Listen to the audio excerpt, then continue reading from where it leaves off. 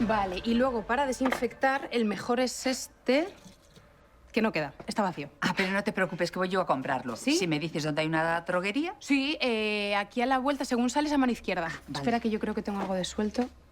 Sí, toma. Vale, muy bien. Ahora vuelvo y limpio el almacén de arriba abajo. Perfecto, ¿eh? Josefa.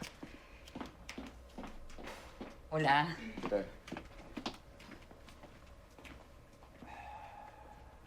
No me lo puedo creer. Ya me imagino. Verás, es curioso porque venía para acá para preguntarte si te habías deshecho ya de esta mujer, pero veo que no lo has hecho. No solo eso, sino que encima la has contratado. Bueno, es algo temporal. Va a currar aquí unas 6 horas a la semana, nada más.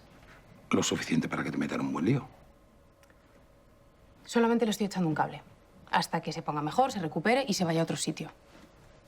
Si la contratas y le das una nómina todos los meses, no la sacas de aquí ni con agua caliente, y lo sabes. Sí que la voy a sacar de aquí. Créeme que la voy a convencer. Tú confía en mí. Déjamela a mí. ¿Y si no la convences?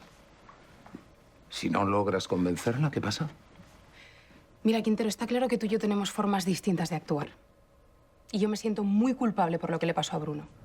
Y ya que en su momento no pude hacer nada, que menos, Quintero, que menos, que ayudar a su madre. Mira, Beatriz, te voy a decir una cosa.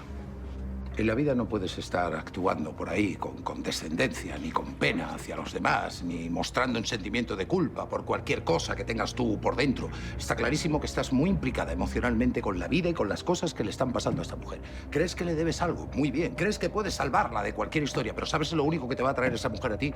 Problemas. Eso es lo único que te va a traer. ¿Sabes qué estoy haciendo en realidad, Quintero?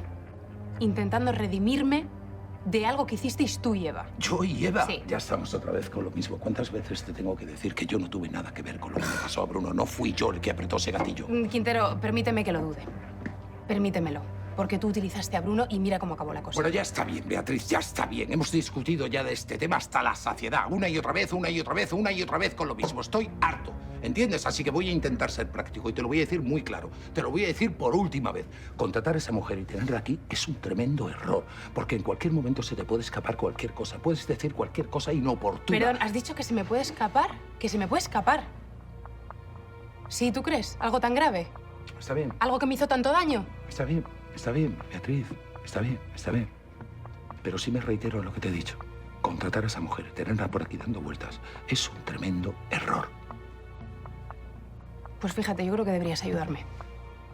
Porque sí que creo que sea responsable. De una forma o de otra, Quintero, me da igual. De verdad, me da igual. Pues no, te equivocas. Yo no me siento nada responsable. ¿Sabes por qué? Porque yo no soy el responsable ni el culpable de lo que le pasó a Bruno.